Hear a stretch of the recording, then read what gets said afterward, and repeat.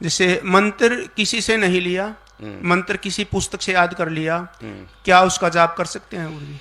कर सकते हैं। मंत्र इसलिए तो है, हमारे यहाँ करोड़ों मंत्र लिखे ग्रंथों में, कोई भी मंत्र जप कर सकते हैं, लेकिन उसके लिए विधान है कि आप दो प्रकार के हमारे यहाँ मंत्रों का अनुष्ठान किया जाता है। एक तो नित्य दैनिक और एक नैमित्तिक। जैसे कोई अनुष्ठान करना है, बीमार है, उसके नाम से अनुष्ठान करना है, तो किताब में पढ़ के नहीं करेंगे, आप किसी योग्य पंडित से दीक्षित होकर के। वो दीक्षा टेम्परेरी होती है। जैसे महीने के लिए 40 दिन के लिए दीक्षा है या 7 दिन के लिए दीक्षा है। नवरात्रों में आपको करना है, अब नवरात्रे चल रहे हैं तो हम 9 दिन के लिए दीक्षा लें, इसको बोलते हैं नैमित्तिक दीक्षा। तो वो भी किसी योग्य से, अपने श्रद्धास्पद से, विप्रजन से या गुरु संत से लेकर के टेम्परेरी दीक्षा, वो मंत्र का जाप करें और उसके बाद उसका विसर्जन कर देते हैं, पूरा किया। तो ग्रंथों के जो मंत्र हैं, एक ने बड़ा सुंदर प्रश्न किया था कि जब गुरु मंत्र करना और मंत्र नहीं, तो ग्रंथों में लाखों मंत्र क्यों दे रखे हैं?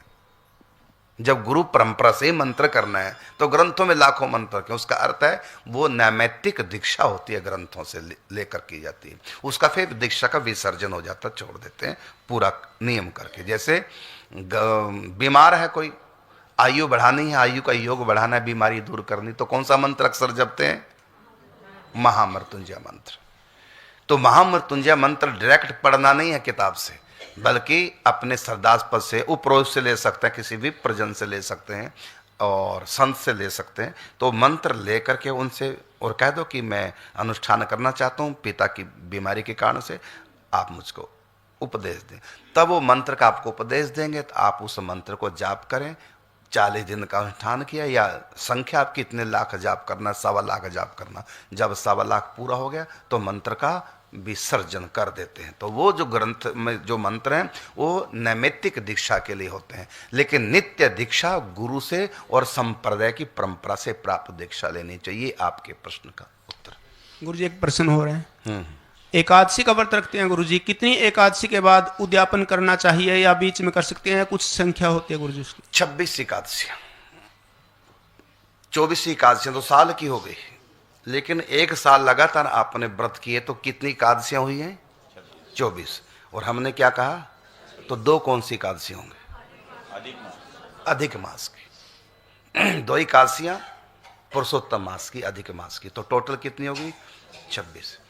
उसके बाद 26 एकादशियां पूर्ण करने के बाद फिर आप करेंगे उद्यापन। हाँ, एक बात और मैं अपनी तरफ से बोल देता हूं, यदि आपने मन्नत मानी है कि मेरा ये काम सिद्ध हो जाए तो मैं 26 एकादशियां व्रत करूंगा, ऐसी स्थिति में 26 एकादशियां करने के बाद उद्यापन करना ही चाहिए। लेकिन आपने आत्म कल्याण के लिए, प्रभु की प्रसन्नता के लिए 26 एकादशियां की, तो ऐसी स्थिति में उद्यापन करने की आवश्यकता नहीं। कोई करना चाहे तो कर लो, भले से उस बहाने से थोड़ा दान पुण्य हो जाता है, बाकी आवश्यकता नहीं है।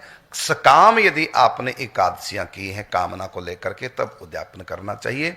और यदि आप ऐसे निष्काम भाव से एकादशी करें तो उद्यापन करने की आवश्यकता लाने के लिए और सांसारिक बंधनों को छोड़कर राधा रानी से संबंध जोड़ने के लिए किस का जाप या साधना करें? वैराग्य लाने के लिए आप सत्संग सुनिए। जितना सत्संग सुनेंगे, ज्ञान, वैराग्य, भक्ति तीनों आपके पास आएंगे। भागवत जी का पठन कीजिए, कथाएं सुनिए, भक्तमाल की कथा सुनिए, सब कुछ होगा। रही बात जाप करने का, जब आप राधा रानी से संबंध जोड़ना चाहते तो राधा नाम का ही जाप करें, किसी और का करने की आवश्यकता ही नहीं। राधा नाम में सब कुछ आ गया, बस यही है। और श्री जी का चिंतन करो। देखो, आप किसी को भी पाना चाहे, राम कृष्ण दुर्गा शिव नारायण, बस सबका एक ही उत्तर है, क्या? अपने इष्ट के नाम का जाप करते रहें हर समय, और उनके रूप का चिंतन, उनकी लीलाओं का चिंतन, जो हमारे ग्रंथों में लिखा है। शिव के उपासक शिव पुराण पढ़ें, उसमें जो भगवान शिव की महिमा है, उनकी लीला है, उन लीलाओं का, उनके रूप का चिंतन और नाम का जाप।